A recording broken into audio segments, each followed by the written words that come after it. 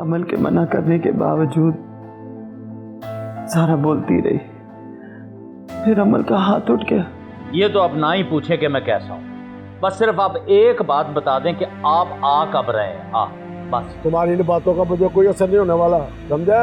वैसे भी मैं देखने के लिए आया हूँ और तुम्हारे मालिकों ने तुझ पर नजर रखने के लिए कहा है।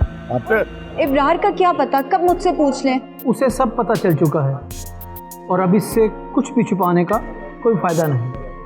क्या बहुत वक्त मैंने आप लोगों के बगैर गुजारा, लेकिन अब मजीद नहीं। ये मुमकिन नहीं है। जब इस बारे में सोचना चाहिए था तो आपके पास वक्त नहीं था। यही तो बताने आया हूँ कि हमने नहीं भेजा, वो खुद से आए थे। ऐसे कैसे हो सकता है? वो दंदनाता हुआ इधर कैसे आ सकता है आपकी मर्जी के बगैर? पोल्ट्री फार्म पर अहमद अंकल के भाई कासिम ने जाकर जफर अली को बताया कि हमने उसे भेजा है उस पर नजर रखने के लिए। कासिम ने बताया?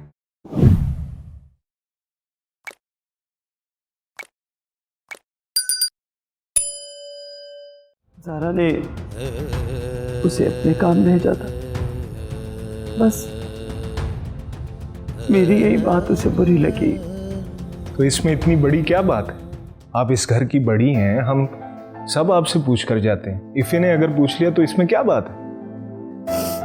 बस इसी बात पे गुस्से में ज़ारा बोलती रही। फिर अमन भी इस झगड़े में आ गई। अमल के मना करने के बावजूद ज़ारा बोलती रही। फिर अमल का हाथ उठ गया।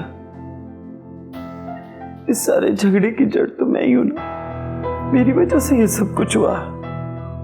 अच्छा चलें, आप रिलैक्स हो। मुझे मालूम है ज़ारा के टेम्परामेंट का, उसकी बर्दाश्त का लेवल क्या है, सब मुझे पता है। आप बस रिलैक्स हो जाए। अरे प्लीज बेटा, आप ज़ारा को कुछ मत कहना। वो जो कहेगी, जैसा कहेगी, हम सब मान लेंगे। बस तुम इसे जाकर वापस घर ले आओ। नानो, आप बस रिलैक्स हो जाएं। अभी वो गुस्से में है, 1-2 दिन वहाँ रहेगी तो ठीक हो जाएगी। जब उसका गुस्सा ठंडा हो जाएगा तो मैं ले आऊँगा। बस आप परेशान ना हो, ठीक है? मैं चेंज करके आता हूँ।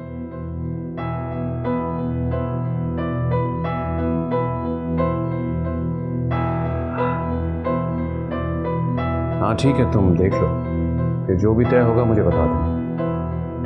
क्या आज? नहीं, आज तो मैं घर जा रहा हूँ। तुम परसों रखो, आज नहीं, फिर कभी। अल्लाह हाफिज।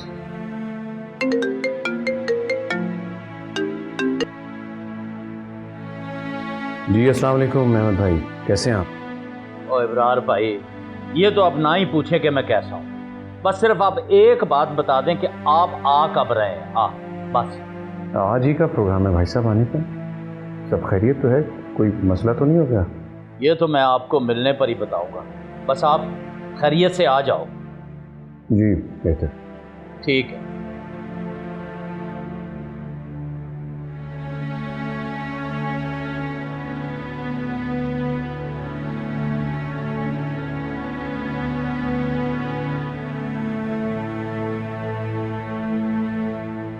अब लगता है फिर कोई मसला खड़ा हो गया।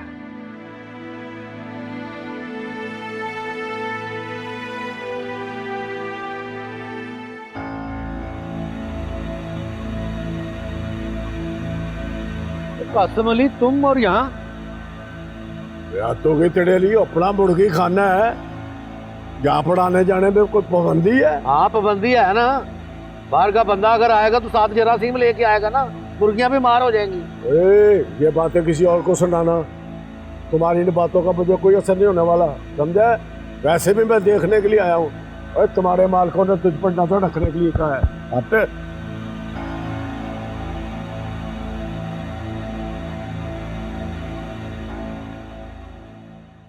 कितने दिन हो गए, आपने मुझे कोई जवाब ही नहीं दिया कि मेरे काम का क्या बना है। मैंने पता करवाया है, केस कर रहा हूँ, और तुम्हें भी थोड़ा सब्र से काम लेना होगा। कितना सब्र कर, पहले ही बहुत टाइम गुजर चुका है। और इब्रार का क्या पता कब मुझसे पूछ लें। उसे सब पता चल चुका है और अब इससे कुछ भी छुपाने का कोई फायदा नहीं। क्या इब्रार को पता चल चुका है। मेरी गलती है जो मैंने आप पर एतबार किया। आखिरकार आप हैं तो इब्रार के ही दोस्त ना। Excuse me miss Natasha Ibrar Hussain, मैंने आपके हस्बैंड को कुछ नहीं बताया, वो पहले ही से सब कुछ जानते थे। तो फिर और कौन बता सकता है अगर आपने नहीं बताया तो? कम ऑन नताशा, कैसी बातें कर रही हैं? इब्रार हुसैन इस शहर का जाना माना बिजनेसमैन और फिर उसका इतना बड़ा सोशल सर्कल भी है। कोई भी बात भला इससे कैसे छुप सकती है, और ख़ास तौर पर उसकी अपनी बीवी की बात। फिर इब्रार ने मुझे क्यों नहीं बताया? मुझसे कभी कुछ पूछा भी नहीं। अब वो क्या पूछे? अब तुम भी इस मसले को छोड़ दो।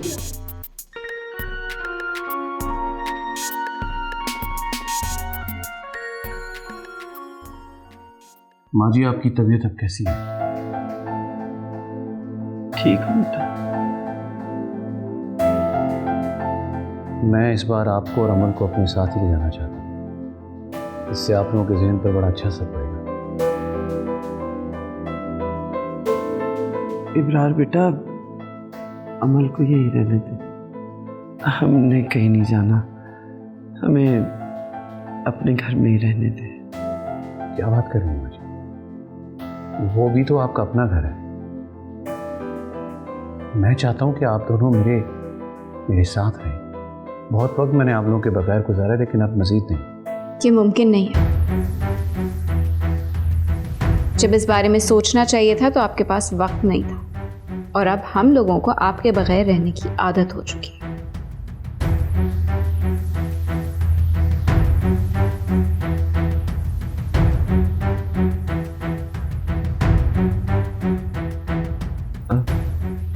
बेटा, अमल को भी कहीं नहीं जाना, उसे यहीं रहने दे। बाजी, ये सब कुछ मैं उसकी खुशियों के लिए कर रहा हूँ। माहौल बदलेगा तो उसके जहन पर अच्छा असर पड़ेगा। अमल की खुशी तो हमारी जिंदगियों से नाराज होके न जाने किधर दूर चली गई। ढूंढने से खुशियाँ मिलेंगी माँ जी। आप क्या चाहती हैं कि मैं अपनी बेटी को सारी जिंदगी यूं अकेला रहने दूँ? हम मिलकर उसकी दूसरी शादी करेंगे, इंशाल्लाह सब बेहतर हो जाएगा। नहीं बेटा, हम अमल की दूसरी शादी कैसे कर सकते हैं? ये नामुमकिन है। अब तो हमें सिर्फ नए आने वाले मेहमान की ख्वाहिश है कि बस वो खैर व आफियत से इस दुनिया में आ जाए।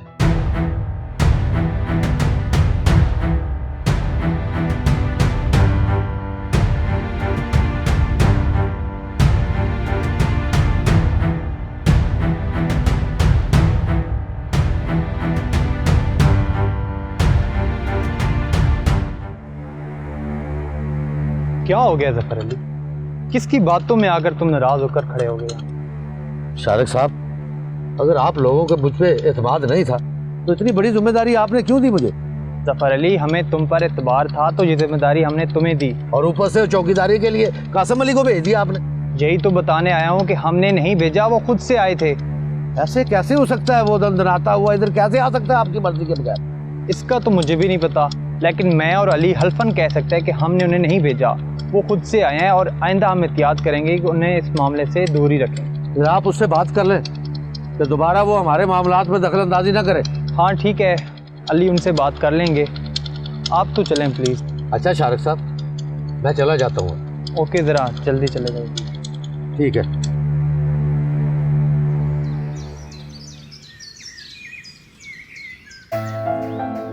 तो अहमद भाई इसलिए फ़ोन कर रहे थे? जी।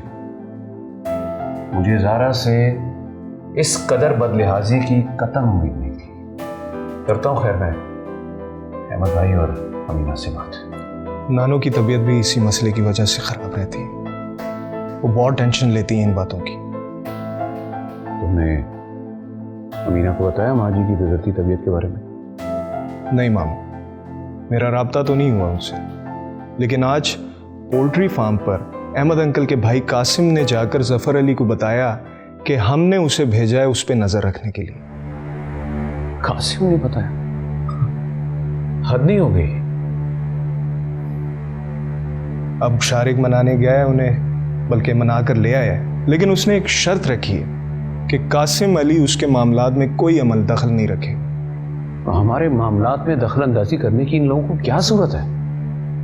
पहले ही अहमद भाई से रिश्ता जोड़कर मैं परेशानियों में उलझा हुआ, ऊपर से ये ज़ारा का नया रिश्ता नई उलझनों में घेर दिया मुझे। मेरा तो दिमाग खराब हो गया। मामू, आप बात करेंगे उनसे? ओ यार, मैं जाता हूँ, करता हूँ बात। छोटी छोटी बातें होती हैं जिसे ये लोग बड़ी बड़ी टेंशनों में मानो क्या हो रहा है। करता हूँ।